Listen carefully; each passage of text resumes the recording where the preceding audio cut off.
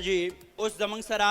یو ډېر پیژندلی د ریډیو نوم چا چې زمونږ د اوازونو تربیت کړی دی د شعر او د ادب سره یوه لویه حلقه ده او د ډېرو زیاتو کتابونو خالق دی ستاسو د لاسونو پړقا کې لایق زاده لایق صاحب راغواړم په سټیج باندې ستاسو د لاسونو ډېره پړقا پکار ده جي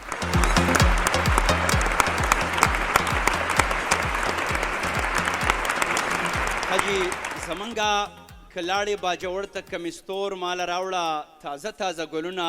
درې څلور مال راوړه په نوي انداز باندې دغه سندره دنیا ته ورپېژنده جعفر خان جعفر صاحب ستاسو په ډېر احترام کې هغو ته بلنه ورکومه چې راشي او خپله دغه جایزه ترلاسه کړي د ډېر محترم لایق زاده صاحب د لاسه سرجي تاسو به موږ ته نږدې وکړئ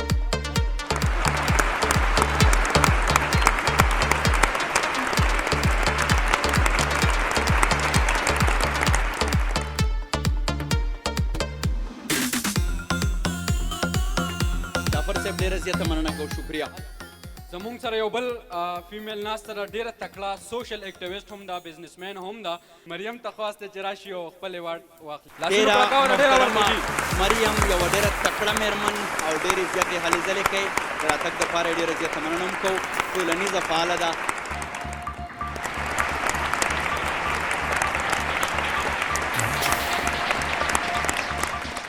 ډاکټر میا افتخار حسین صاحب ته ډېر په احترام باندې بلنه ورکوو ستاسو د لاسونو ډېره پړقا کې چې هغوی راشي او خپله دا جایزه ترلاسه کړي ډېر محترم ډاکټر میا افتخار حسین صاحب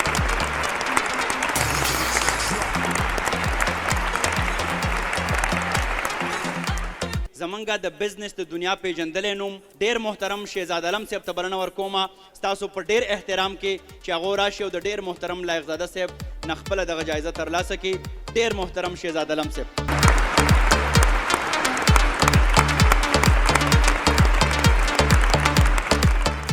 زمونږه د فن د میوزیک او د سندرې د دنیا یو ډېر لوی نوم ډېر محترم زیاد صاحب ته بلنه ورکومه ستاسو د لاسونو ډېره پړقا کې چې هغوی راشي او خپله جایزه ترلاسه کړي ډېر ژوندی او ګړندی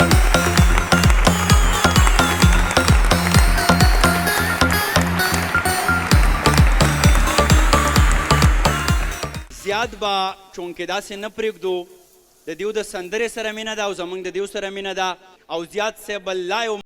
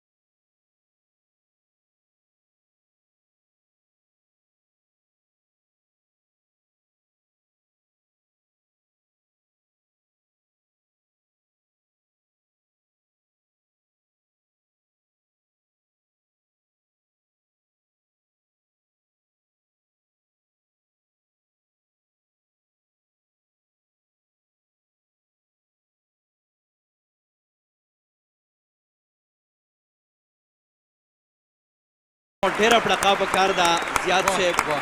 روپۍ وړه ده خو په تول پوره ده او سرندې داسې دې غواړم جادوګره چې له غږه دې اوبه شي هره زغره ډېره زیاته مننه کوم خوشحاله راته اوسئ تھینک یو سو مچ thank you